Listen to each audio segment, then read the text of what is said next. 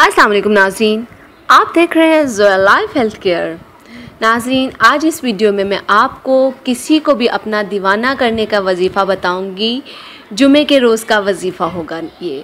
नाज़रीन, ये वजीफ़ा बहुत ही ज़्यादा ख़ास है, बहुत ही ज़्यादा मुजर्रब है। जुमे के दिन का ये वजीफ़ा है। नाज़रीन, ये वजीफ़े की उन तमाम लोगों को ज़रूरत है जो कि अपने महबूब को अपनी तरफ माइल करना चाहते हैं, जो ये चाहते हैं कि फ़लाँ शख्स मेरा दीवाना हो जाए। लेकिन नाज़रीन, याद रखिएगा कि आपका मकसद जायज़ होना चाहिए। नाज़रीन, ये वजीफ़ा बहुत ही ज़्यादा पावरफुल वजीफ़ा है। आप इस वजीफ़े को कीजिएगा, इंशाअल्लाह तालाहुल अज़ीज़ आप ज़रूर कामयाब व कामरान होंगे।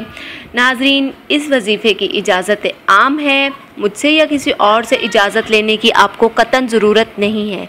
लेकिन इतना ज़रूर कीजिएगा नाज़रीन कि जब भी आप ये वजीफ़ा शुरू करें तो हमारी वीडियो के नीचे कमेंट कीजिएगा ताकि हम आपका नाम लेके वजीफ़े की कामयाबी के लिए दुआ कर सकें।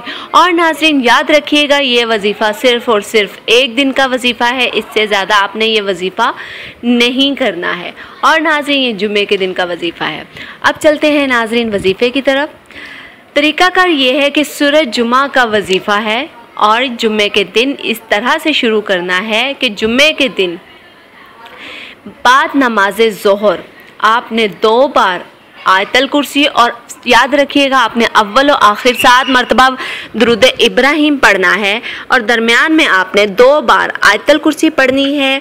फिर उसके बाद आपने सूरज जुमा की आखिरी आयत को 71 बार पढ़ना है, यानी कि 71 टाइम्स। पढ़ने के बाद आपने अपने ऊपर फूंक मार देनी है और उस मकसद के लिए कामयाबी की दुआ करनी है जिस मकसद के लिए आप ये कर रहे हैं, जिसको भी अपना दीवाना बनाएंगे।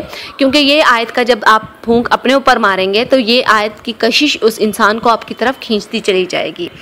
नाज़रीन, हमारे इस वीडियो के मुतालिक, हमारे इस वजीफ़े के मुतालिक कोई भी बात नहीं समझ आई है तो हमारी इस वीडियो के नीचे कमेंट कीजिए। इंशाअल्लाह तालाहुल अज़ीज़ हम आपको ज़रूर बताएंगे, आपका मसला हल करेंगे, आपकी बात का जवाब देंगे।